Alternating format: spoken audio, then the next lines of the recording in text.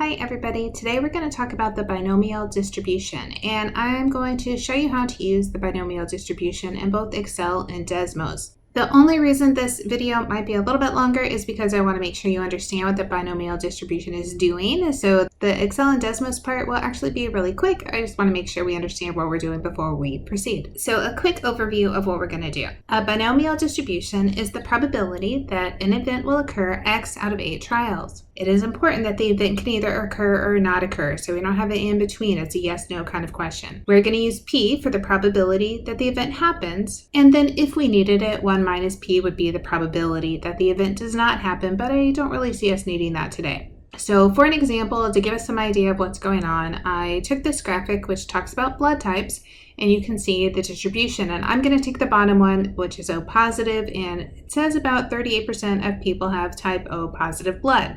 So what if we were at a hospital and we had 10 surgeries planned? What is the probability that exactly 4 out of the patients had type O positive blood? So what are we looking at here? We have 10 trials, and we want to look at the probability that 4 times we have this success of having type O positive blood. And you couldn't have type A or type B, right? We're not looking at any of the other types, only the success of having type O positive. So if we're going to use Desmos, what we have to do is type in binomial dist, and then we put parentheses with the number of trials and then this probability of success. So I only have to put in the 10 and the 0.38. I don't have to do anything else yet. So let's go over and look at that. All right, so as always, as we start typing, it's in italics. But as soon as I get to a command it knows, it gets rid of the italics. So I'm going to put 10 and 0.38. If you forget what you're supposed to type or you're unsure, you go to the functions and you're scrolling down to distributions, and you see there's the binomial distribution, and then it'll plug it in. So what I have right now is everything. This shows all things that can happen. So 0 of the people having type O blood, just 1, just 2, just 3, just 4, 5, 6, 7, 8, 9, 10. So it shows me all of the possibilities that could happen. If I click this little button, you can see it kind of draws the lines in. I like that, then I can see it pretty clearly.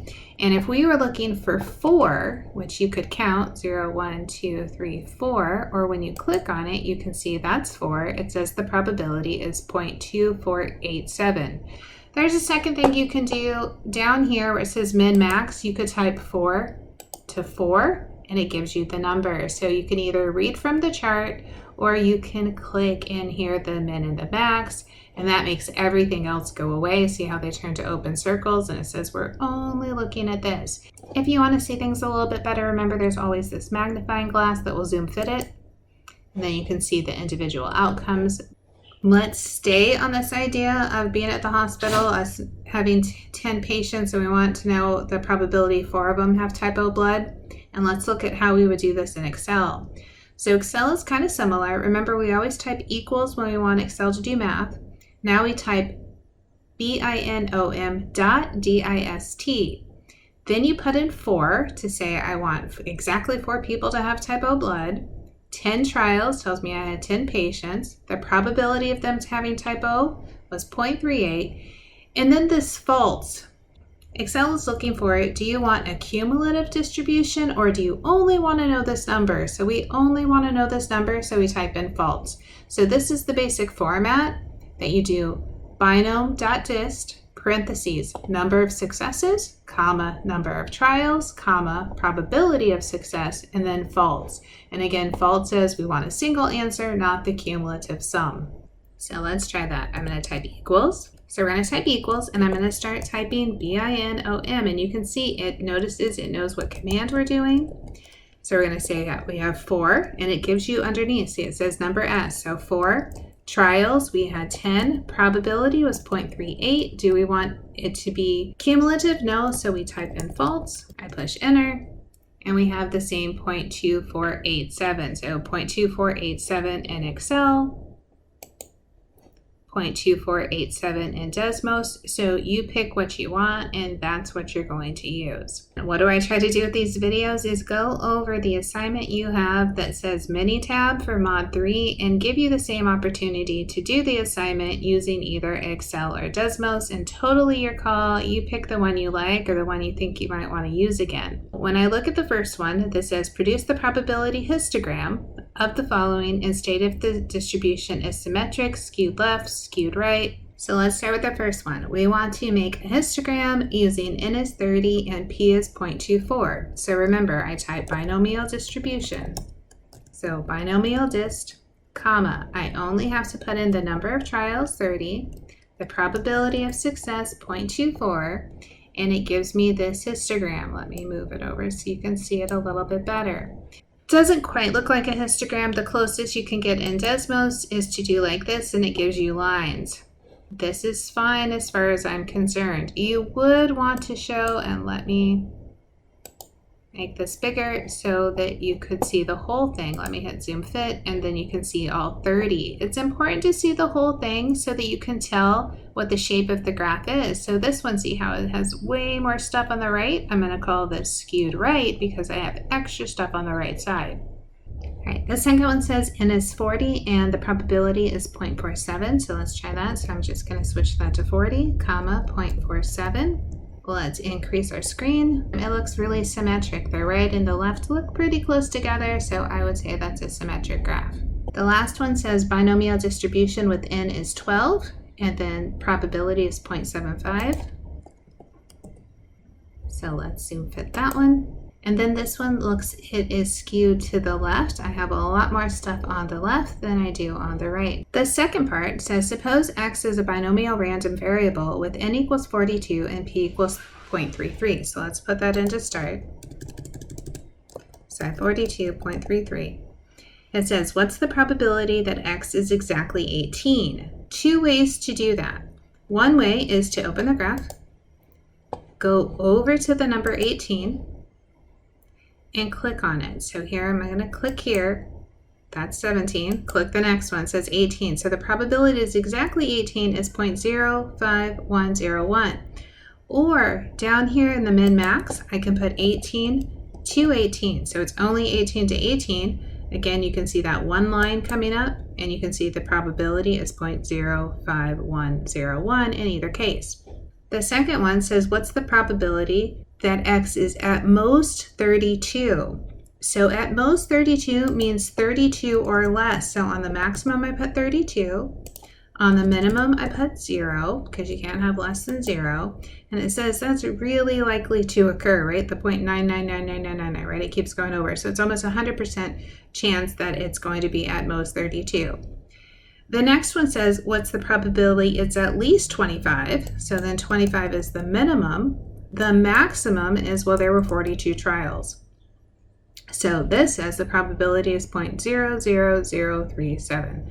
So easy to figure out, like go min, max, and just think through what it is.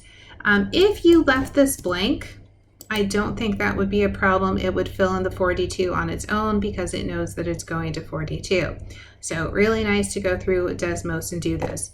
Let's try Excel. Doing this in Excel will take a little bit more work, but nothing that we can't do. So the first part that'll be different is we need to type in 0, 1, 2, like we need 30 spaces to be this n equals 30. So you could type 30, or I like to do formula. So I hit equals, hit the previous cell and say +1.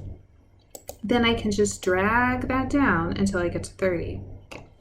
Now that I have my 30, and this is the number of times my event occurred. So 0 times, 1 times, 2 times, 3 times, right? Go on and on. So I type equals binom.dist, remember?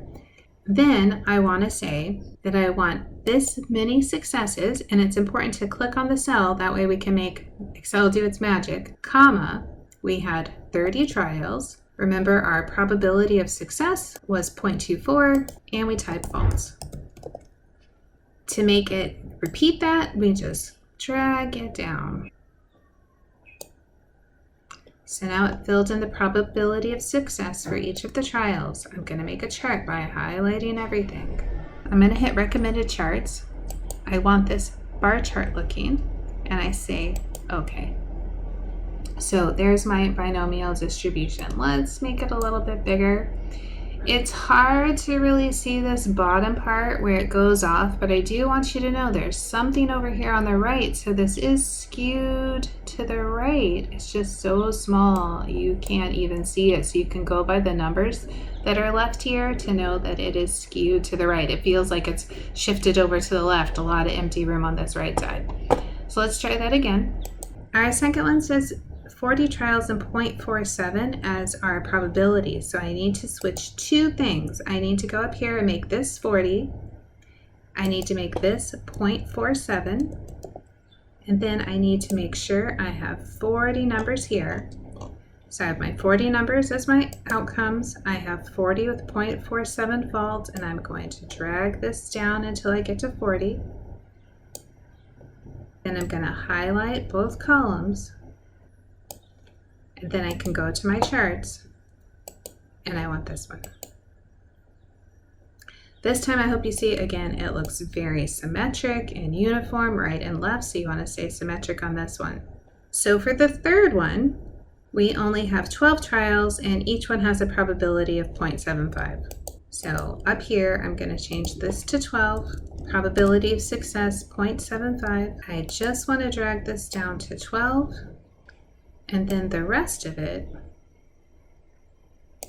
I want to delete.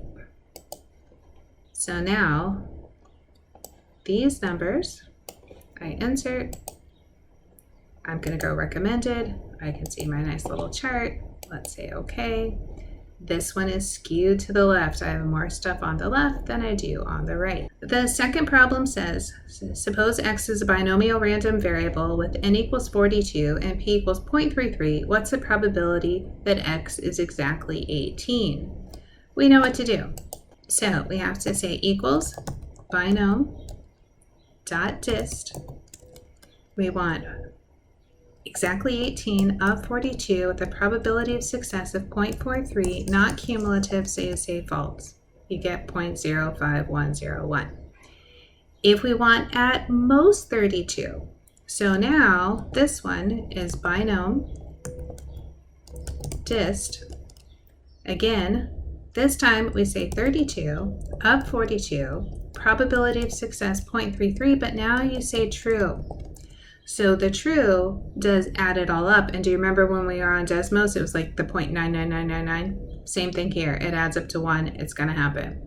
Then the last one says at least 25, which means 25 or more. Now in Excel, you're going to have to do that different. So let me show you what we're going to do. We're going to type equals binom dist. If we want at least 25, we don't want less than 25. So less than 25, I'm going to put 24 to 42.33, and then I'm going to say true again. This will give me the cumulative probability that it is less than or equal to 24. So I do equals 1 minus this number. This is my answer of the 0.00037. Let's go back to Desmos so I can show you. 0.00037. So you get the same thing. I like Desmos for this. You can do the min and the max. You don't have to do any subtraction. Where with Excel, it's always going to go up to the number. So when it says at least, you will have to do one kind of the opposite. So you have to think through that a little bit more. So be careful with that one. It may be a little trickier, but if you want to have the graphs come out, then you're going to want to go to Excel. Both should be quick. Just have to pay attention to how you're going to write it in, but use this video, come back to it so you have the syntax you're supposed to use. Good luck.